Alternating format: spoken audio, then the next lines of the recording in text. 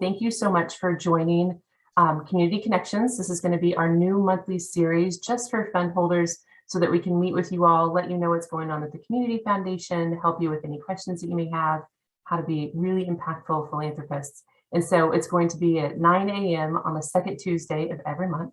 So you can mark your calendars for that. And then I was going to have some of my team members introduce themselves. So Rebecca, if you could introduce yourself. Hi, good morning, everyone. Rebecca Roth, the Chief Philanthropy Officer, work with donors creating new funds, work with donors using tech smart strategies, and liaise with their advisors to help their advisors serve their clients who wish to be philanthropic. Glad you're here. Hey, Kathy. Good morning. My name is Kathy Matthews, and I am the Director of the Grants Department. I handle all of the grant making, getting all of the grants out for the Community Foundation. Great. And Rosella? Good morning, everyone. Rosella Davis Rogers, Director of Donor Services here at the Community Foundation. Happy to be with you all this morning. Yay. Well, great. So we can get started. So first of all, I just want to thank you for being here. You all are a big part of what we're able to do. And as we come to the end of the year, we just want to recognize you and the power that you've been able to really come together with us and make this impact in our community. So thank you for standing with us as we work tirelessly to respond to our community's needs. And so now what we want to do is we want to share with you our top 3 tips to deepen your impact during the holidays. So tip number 1 is we want you can do next slide. Yeah, there you go. Tip number 1 is define your philanthropic passion. So I know we hear a lot about this in life, right? To define your passion and go find your passion. But really what we have found is that a lot of our donors talk to us about they give based on relationships, based on who's asking them, and then also based on gratitude. They like to give to organizations that had an impact on their life, like maybe their church or their alma mater. But really, to define your philanthropic passion, we want you to go a little bit deeper on this. And so what we have found is that donors who go deep and really define a philanthropic passion and focus their giving in that area feel more fulfilled at the end of the year. So if you're curious, you're like, Angela, I don't know what my passion is. That's totally fine. So we put these questions in here. I was talking with some of my colleagues. I was like, all right, what would we ask if we want to help someone find their philanthropic passion? And so my colleague, Anna Hargrave in Montgomery County, who I'm sure you all know, she's like, well, I always ask people what makes them mad. Like when they're flipping through social media or watching the news, like what's really makes your blood boil or get mad? Because that's probably an indicator of what you were passionate about, because it's frustrating you and you want to do something about it. So whenever that happens, I want you to lean in. And then I also want you to ask, what has enabled your success?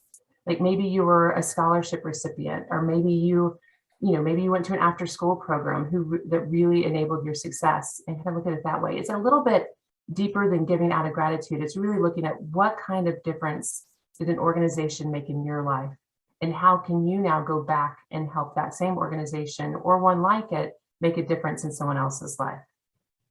And so as you're doing this, we want you to window shop. So as you're thinking about your philanthropic passions, we want you to go to trusted organizations. We always send out the Community Foundation. We have a partnership with the Catalog of Philanthropy, and we send out the Catalog of Philanthropy at the beginning of, I think it's right around Thanksgiving time. So you should be receiving that in the mail. But really, one of the many benefits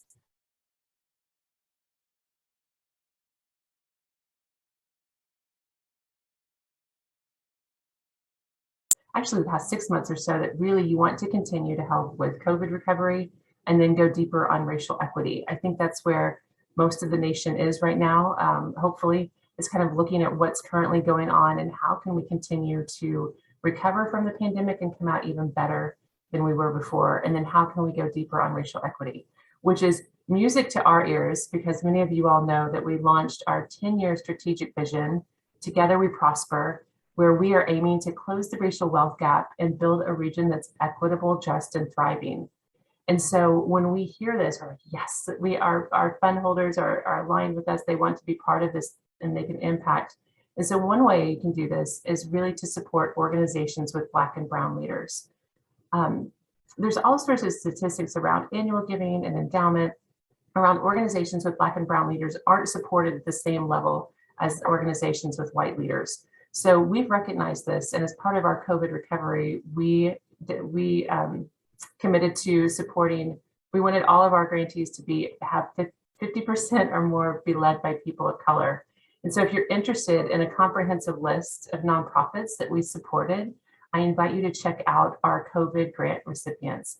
Danielle's going to put a link in the chat, and you can go to that and you can see the organizations that we supported. And it is a really impressive long list.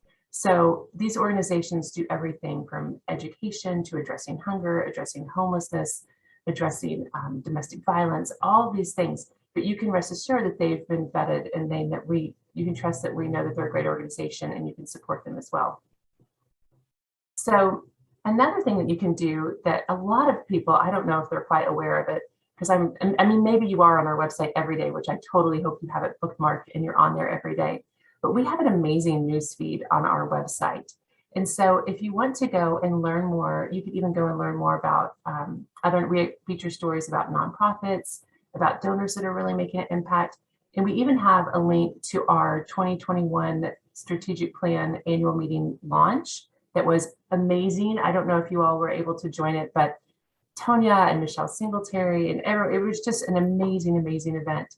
And it's really inspiring. So if you would like to learn more about that and go watch it or see a recap, there's also a link for that in our blog. So Danielle will put a link to our blog there as well. And like I said, bookmark it, go to it, make it your go-to news source. Okay, so tip number 2 is to deepen your impact. So one of the things that maybe you've heard, and maybe you all feel this way, but there's a little bit of a stigma around giving to unrestricted funds or giving to unrestricted gifts. Donors really like to give to a program or to a building, and so that they can see, like, yes, that's what my dollars did. And I really want to challenge you to give more unrestricted gifts, because really what unrestricted funding does for nonprofits, including us at the foundation, is it really allows us to put our mask on first. I'm so sorry if you hear that helicopter going over my house. That is just like Murphy's Law, right? So we need to put our mask on first so that we can help others. And the only way we can do that is through unrestricted dollars, so that we can support our organization, so other organizations can support their staff. I mean, we have some really big problems that we're dealing with and that we're trying to solve. And nonprofit employees deserve to be paid competitively and have great salaries. We want to attract the best and the brightest to help solve these problems. So in order to do that, we need this unrestricted funding. All nonprofits, excuse me, need this unrestricted funding. So it's not sexy, it's not glamorous, but if you want to make a really big deep impact, give to unrestricted. Another way is through endowment. Now, I get really excited about, you know what I wanted to tell you. I do get really excited about unrestricted giving. And if you want to give to Community Champions, which is the Greater Washington Community Foundation's unrestricted giving effort, we'll put a link in the chat there too, Danielle, if you don't mind doing that. And the other thing I get excited to talk about is endowment. It's like, I'm one of those nerds that like gets really excited about their savings accounts and retirement accounts and all those things. So an endowment is just like a savings account for these nonprofits. And so a way that you can make a lasting impact to organizations is to give to an endowment. You can create your own endowment at the Community Foundation. You can give to our endowment, you can give to nonprofits, but whatever it is, giving these dollars that are going to be for the future is really how we're going to stabilize the nonprofits in our community. We need to know that these endowments are there to secure our future so that we don't have to worry every year about meeting our unrestricted funding goals. We're like, we have this little bit of a safety net for us as an organization to know that we have the funding and really the flexibility to address the problems that are going to come to us in the future. Because, oh my gosh, 3 years ago, who would have ever imagined COVID? So we need to be able to have this funding to be flexible and nimble and to address our community needs. And then another way is to do multi-year commitments. Now, we have really gone deep on trust-based philanthropy at the Community Foundation. We're on a learning journey. We're working with our sharing committees in the different jurisdictions to be on a learning journey. And our colleague, Ben Murphy, is going to present on trust-based philanthropy in the new year. But really, what the part I wanted to tell today is that to give multi-year commitments, being able to talk to your favorite nonprofit and say, hey, I want to commit, this much money over the next 3 years. One, you'll make their day, you'll make their year, because then they're able to plan. They're able to say, oh my gosh, we can count on this funding for the next 3 years to fund operating or to fund a program or to help build our building. But by giving those multi-year commitments, especially to organizations that you already support every year, you're going to support them every year, go ahead and make a commitment to them and reach out to that organization and say, hey, I really want to show you how committed I am to supporting you. I want to give a multi-year gift. So tip number 3, we want you to give effectively and to give early. So giving effectively, and Rebecca is I'm so glad Rebecca's on the call because she's our go-to tax expert. So I want you to give effectively with giving appreciated stocks. The stock market has done so well lately. So if you can give appreciated stocks to an organization, then you're able to have those tax savings, and then you're not out of pocket any money right in that moment. So you can make this impact with the organization, and at the same time, this tremendous tax savings.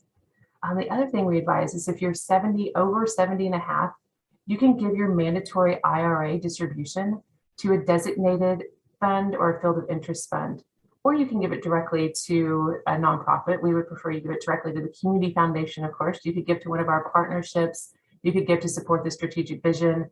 You could give to community champions. But really the whole point and what I want to tell you is that if you have to take these mandatory distributions, you're taxed on them. But if you can give them to a nonprofit, or if you could open a fund with it, and the reason I say open a fund, unless you already have a field of interest fund, or designated fund, donor advised funds, I think most of you have donor advised funds, are not allowed to accept distributions from the IRA because of tax laws and the way it was taxed.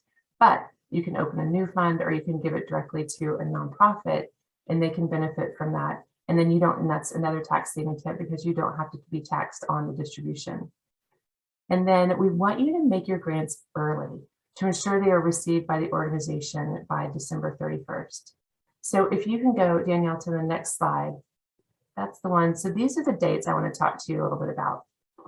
So if you plan to give from your IRA, or if you want to give a stock gift, we really suggest that you reach out by December 15th. If you don't know who your CRM is, who your customer relationship manager is, you can just see the bottom where it says, if you need assistance, contact Donor Services. Just email that address. They'll get in touch with us if we're your CRM, or they'll put you in touch with the right CRM, and we will help you. But the sooner that we know you're going to do this, the sooner we can get those wheels a turning and getting that gift in. Ooh, a little bit of my Southern came out there. Okay, December 17th is our grant recommendations deadline. So Kathy's here, and she's going to be able to answer any questions for you in a moment when we go to Q&A. But really, in order to guarantee that the grant is out the door to your organization by December 31st, we need you to do it by December 17th. Now, we continue to process grants every day of the year, but this is the deadline that we give to really guarantee. And then the tricky thing this year is that December 31st is a federal holiday. So we wanted to remind you of that. It's a Friday. So that means the banks are closed, the markets are closed, no post office. So if you're one of those donors who likes to run down to the post office and get that December 31st postmark, you're going to need to do that on the 30th, because the 31st is a federal holiday. So December 30th is the last day to give. So that was a lot of information, and I wanted to get it out and get it to you so that you can answer any questions that you may have. So we can go to questions now if you'd like. And Danielle, if you want to stop sharing your questions, you can. That's okay. So what questions do you all have?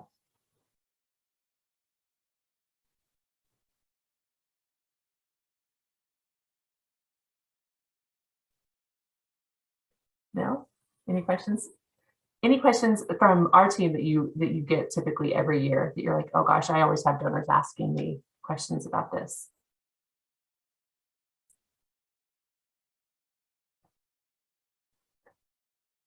Yeah. Oh, and Danielle said you can also add your questions to the chat box if you're a little camera shy.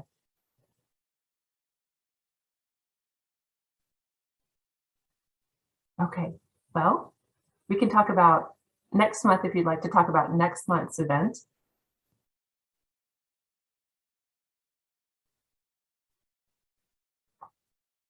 So next month we have Rebecca coming up. And Rebecca, do you want to tell us a little bit? I'm going to put you on the spot here and tell us a little bit about next month. Thanks, Angela. Just to echo what Angela was saying about the the tax benefits, I just really want to reinforce the tax benefit of gifting appreciated assets to your fund. If you have stock that you bought at a low cost basis, then when you gift it, the charitable income tax deduction you receive is the fair market value. So if a stock cost you $10 a share, and when you gift it, it's $100 a share, you're getting the charitable income tax deduction for that $100 a share, but that gift only costs you $10. So it's really the most tax effective way to give. And we'll talk about the strategies that you can use, ways that you can do that most effectively in the context of your portfolio. Also, we'll talk about bundling into your funds.